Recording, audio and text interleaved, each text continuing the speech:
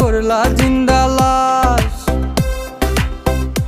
যদি পর মানুষের ঘরে তোমার বসবাস, আমায় কেন ভালোবাসা করলা জিন্দা লাশ। বুঝি নাই রে মনের ভিতর করছি প্রেমের চাষ, তোরে নিয়া চাইছি করতে সুখের বসবাস। যদি পর মানুষের ঘরে তোমার বসবাস,